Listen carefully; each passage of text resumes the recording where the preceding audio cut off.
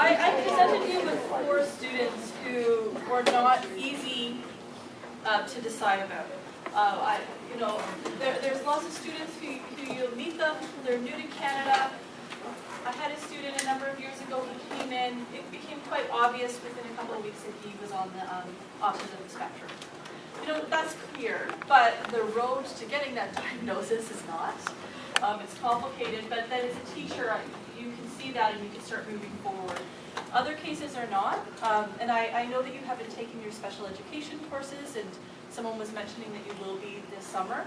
And I'm not a special ed expert in any way. However, I'm often working with special education students and having to kind of figure out anecdotally, through observations, talking to parents and those type of things, is this a student that I need to present to a team of experts as potentially having a special education concern? So I'm going to go through and just debrief the 4 students and kind of let you know what decisions were made. Safe, he is, okay, so he's the one whose father died in Pakistan. So with Safe, we were very concerned. He had a grade 7 teacher who was very, she had come from, she came from India. She was an immigrant herself. She was someone who really helped the students a lot. Was great at working with our English language learners, really supportive, and she very rarely came to me with concerns that she thought a student might have special education concerns. So when she was very worried because he wasn't doing well in mathematics, and that's the subject she taught. So I thought, let's talk to the family and find out what's going on with the family before we move forward with this. And she was able to speak the first language with the mother. Punjabi and Urdu, there's a lot of overlap in the oral communication, so she was able to communicate, so we didn't have to get an external translator in. And so this child's mother came to the school with the sister, and we found out that there had, also by going back through the student's Ontario student record, we have information systems that are in the computer that had tracked their attendance.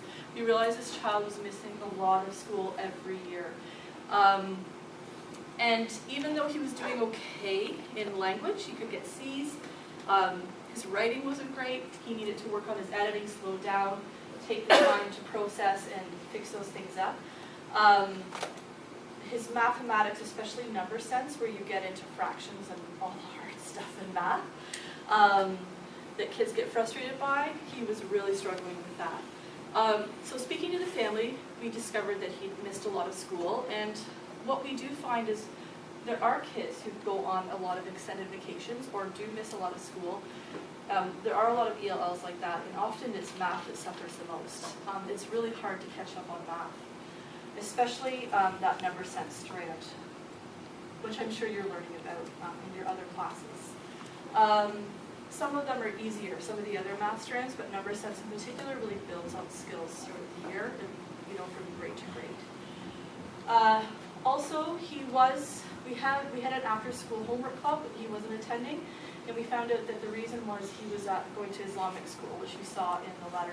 So we talked to the family about that, and we kind of came up with a plan together that we were all going to work to really get him refocused on school and make that a priority. That didn't mean that the family stopped doing the Islamic school, but they made it a priority that he had to come to school, that he wasn't going to be missing class during the school day. They had a lot of other things going on. Years earlier, when the father had passed away and the older sister was in the school, our school social worker was very involved with that family. She was amazing. She actually went into the home and did a lot, but that's not necessarily always going to happen. And a lot of times social workers are in short supply in schools, and you don't get that level of support for a family. We decided it was safe that we would not move forward with looking at special education, because we thought attendance and social work was more of the issue, and so we focused on those 2 things with the family. AJ? Okay, Okay, AJ's the one who had a lot of death in his, there was a lot of death in his family when he was young. And also he moved back to India for a number of years. So, we did eventually do a psychological assessment with AJ, but not until grade 8. He came back in grade 5. Myself as the English language teacher, sorry, the ESL teacher, worked with him intensely trying to support him. It's one of the things that's difficult, and the reality in schools is even if you think a student has a learning disability or you want to get a psychological assessment, those resources are in short supply, and so sometimes, a lot of times grade 8s are the priority because they want to get those psych tests done for high school, and so sometimes even if you think the student's ready for it in grade 6, it takes a couple of years. It is quite a long process to get those services in place. In the meantime, we did offer social work support to the family because the child was in crisis, emotionally, lashing out, as you saw, crying quite a bit in the profile. The family turned it down in that case because when they had lived in a different school board, CAS became involved with the family, and they had a very negative experience with that. And they felt that they didn't differentiate between the two, and they didn't want anyone interfering with their family. But after we had that conversation with them, they did do something at home because they obviously did something with him to work through some of those issues because he did really settle down, became a lot more adjusted. He started getting involved in extracurriculars in the school. That was a big thing, getting him involved with extracurriculars. He made a lot of friends. He became socially quite happy at school. And we did work with him on his academics and saw some improvements, but really not enough. So that's why we moved forward with the psychological assessment, and he was identified by a psychologist who's an expert, who knows those things. Severe.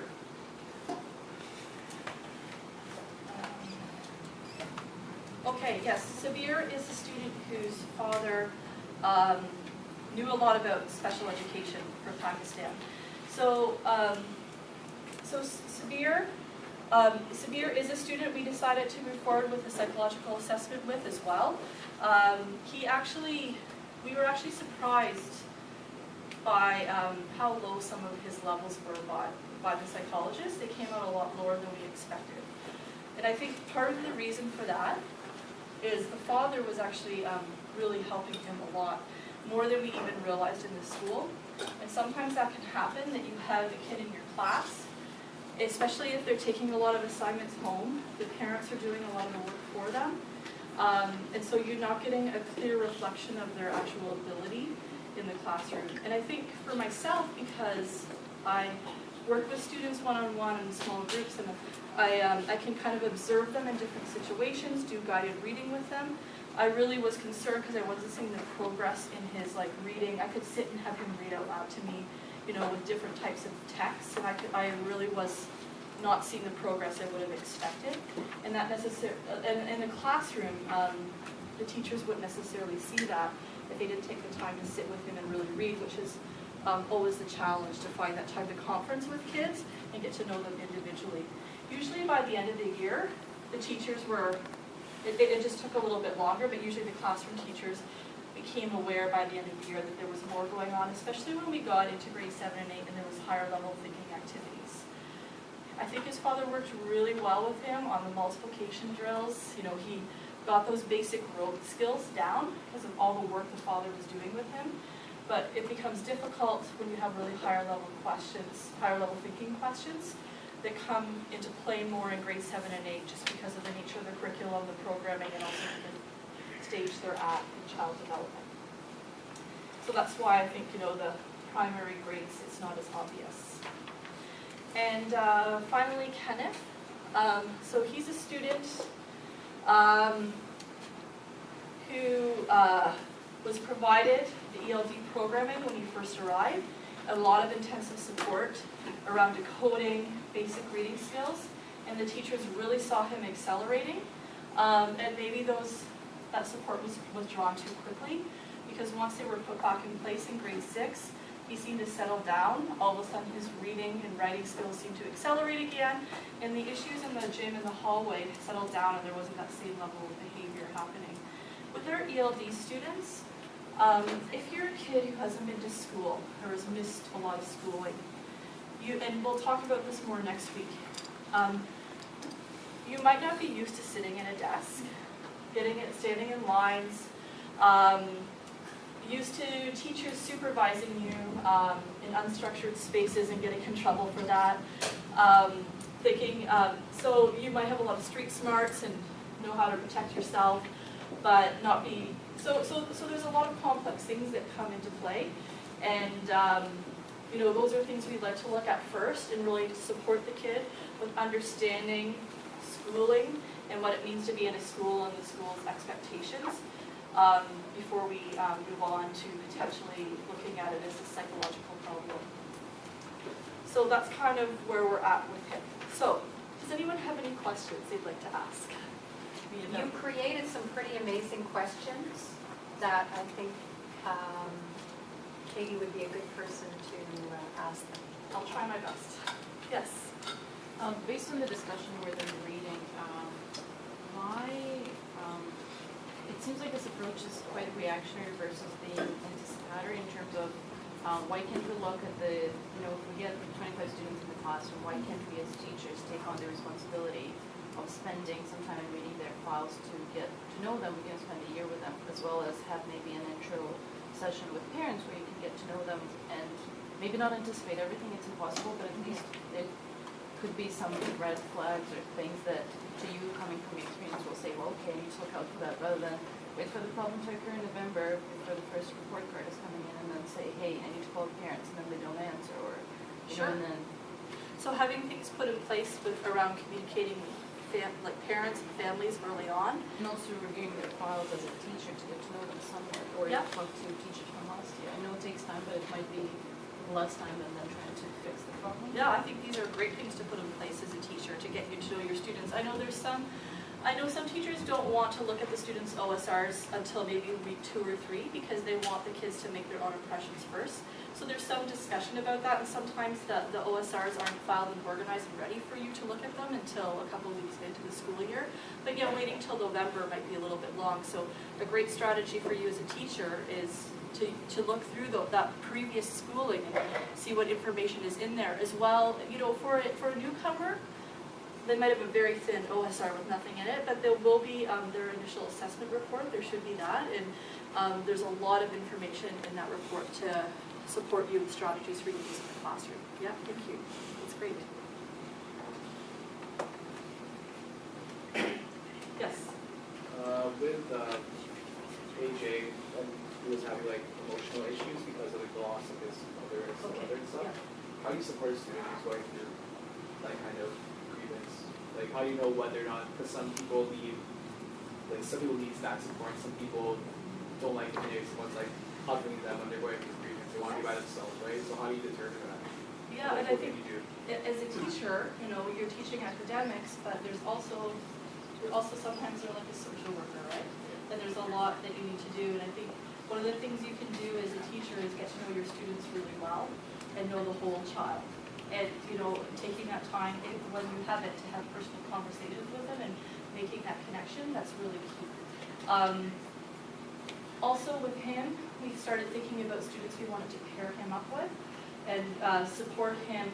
We had him in peer mediation sometimes to support him through conflict, so giving him positive or different conflict resolution methods.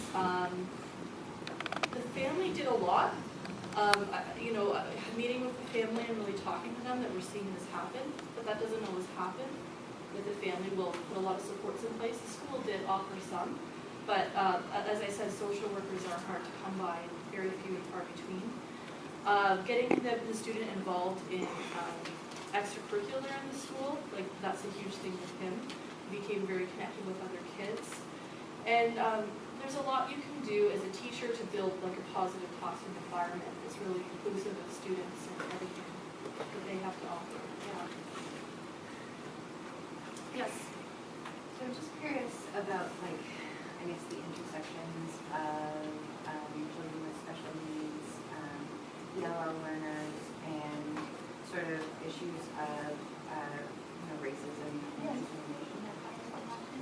Yeah. I feel like it's kind of a really rotten patch in our education system. Like there's a lot that happens there. Would you be able to tell me a little bit about kind of what resources there are for kind of untangling some of those issues with the school setting? Or I feel like that's a couple of courses in Boise. Okay, so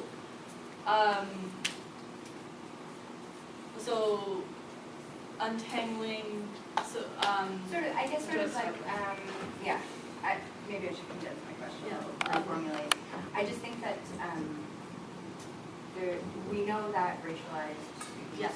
are disproportionately streamed into yes, college courses or special special education. education and whatnot. And we also know that English language learners Mhm. often get streamed into those kinds of programs as well. So in terms of like resources as a teacher that you could maybe look for to help kind of like push back against some of that, Do you mean like actual picture books and texts, or like you mean like an academic resource? like an academic resource Okay, maybe, well, or I like, think your textbook that you have, Jim Cummings' work on identity work, talks a lot about using students' first language in the classroom. So one of the things that you can do as a teacher is create a space where it's not English only, where you have students' first language on the walls, you're allowing them to use their first language in the classroom and seeing it as an asset and something that can really add to the classroom atmosphere. That's one way that you can address the English language learners' needs. Having books that are reflective and texts that are reflective or culturally responsive of the students' race and cultures as much as possible, instead of only books with white people in them who speak English. Dual language books, those type of things. Yes, so those are some ideas. I'm sure you guys can jump in. No, Yeah. so I was just gonna, I also teach anti-discriminatory education in EMT, and one of the things I talk about in that course is the idea of the teacher's mindset being so essential. So it's how we understand issues and the challenges that EL students are facing. And you're listing some of the barriers which are key in the idea that sometimes parents aren't informed or consulted when students arrive, so students are streamed into applied courses because it's going to be easier for them language-wise, but doesn't acknowledge that at the end of that, you're not able to go to college, and parents are so surprised. What happened? Nobody talked to me. I had no idea. I was just signing the forms because I was told to, or however the conversation went. And knowing that it happens is a reality in the Canadian context. The second part are barriers that students face in terms of deficit thinking, which Cummins also talks about as a stereotype threat. So in your mind, you see ELL learners as not being able to contribute or as proficient. So because your language production isn't there, it also means that you don't have the higher order thinking skills. And this is something that's in the mindset. It's a switch in your mind in the way you view the world. So challenging that within one teacher yourself, okay? So that's our own understandings of ELL identity. Secondly, when you face it with another teacher or in the educational context, so you say, you know what? I think this is what's happening. I actually think Ajay can do everything, but I think that teachers are not giving him the opportunity or chance. Then that's your time as a teacher to step in and be an advocate for your ELL student. They might not be able to advocate for themselves because of the way our Canadian system is structured.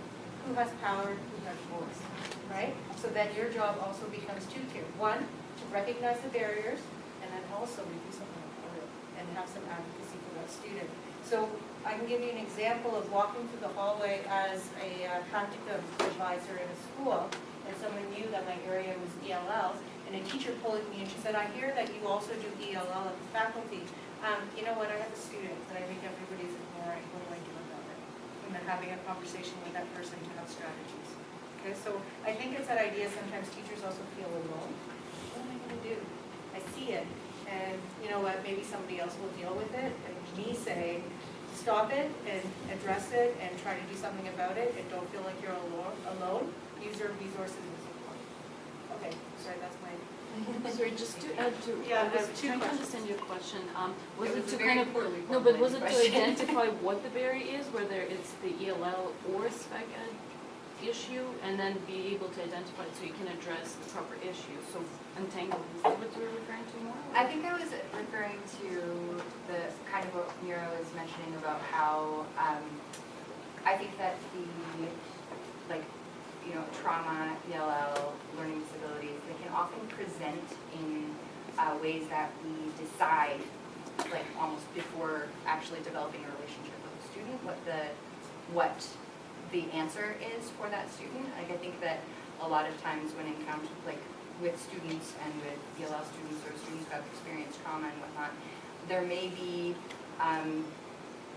what we would term kind of behavioral difficulties.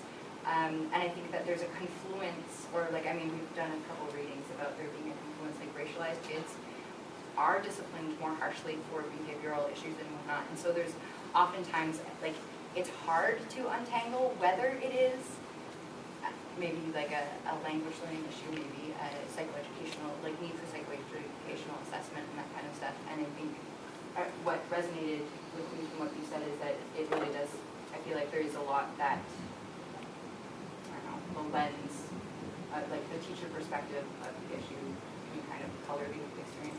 Yeah, it's how we think. That's the way you walk in. I see a hand, thank you, and I see a hand at the back. This is a little kind of tangential to that, so.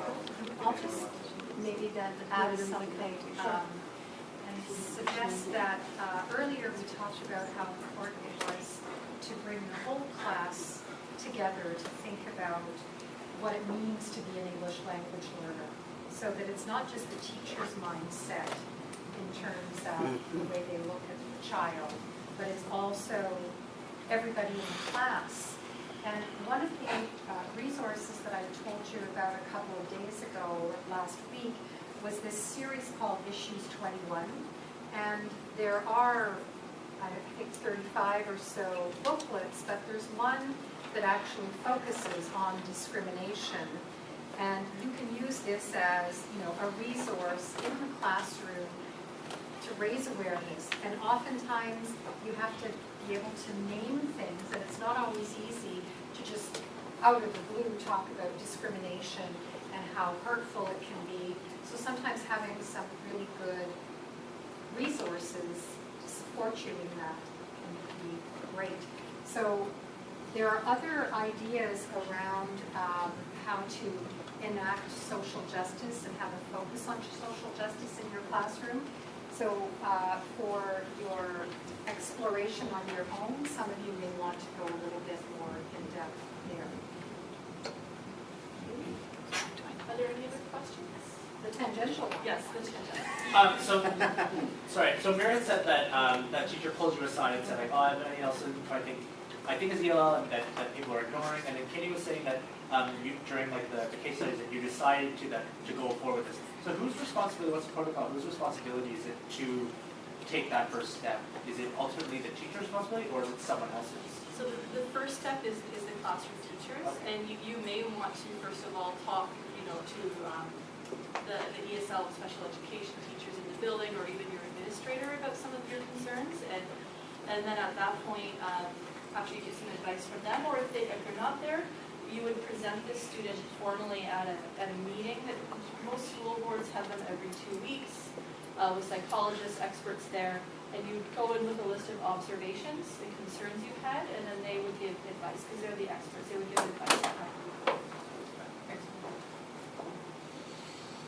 A couple more questions, yeah. Are there times when we had SAFE, or I did, and where he was struggling in both English and math, and given that he had a very chaotic family life and there was kind of a lack of stability, would there be opportunities for you to say, we're going to focus on English and math for the time being and then put other subjects on the back burner to make it look not that he has 7 subjects to worry about and only 2?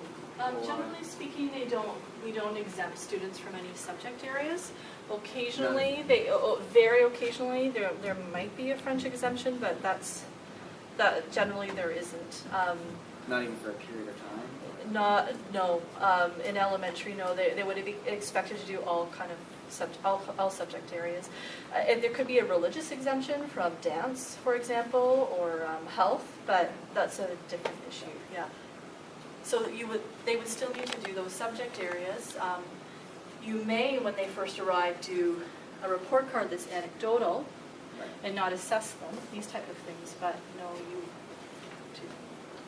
Yes? So for the case with SAFE, it's kind of overwhelming. So as a teacher, what is your first step? Like, is there a special team to go to, rather than a teacher, a principal? Like, I wouldn't know what to do first.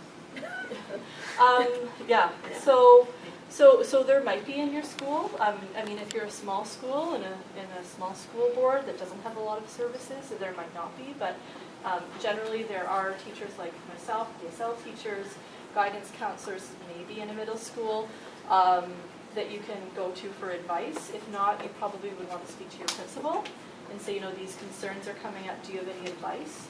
Or a teacher mentor that could maybe direct you in the right way. I think the important thing is to remember that you are the front line, on the front line.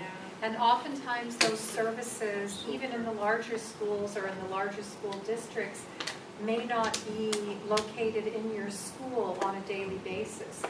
It's quite common that one social worker will be assigned to an entire family of schools with high needs. So that social worker may only come around to your school a half day every 3 weeks. And there's going to be quite a lineup for that one person. So I think thinking about strategies, not only in your own classroom for supporting a learner like AJ or Kenneth, but looking at the whole school. Who do you have right here in your school? If you're lucky enough to have that ESL teacher or special ed teacher, then you do want to team up with them. And the research is that the more collaboration there is, the better it is. So don't feel like the ESL teacher is there to inspect what you're doing and to criticize. They're really there to work collaboratively and to focus on the best way forward with that one student. I want to bring this part of the morning to a close and thank you for your amazing expertise.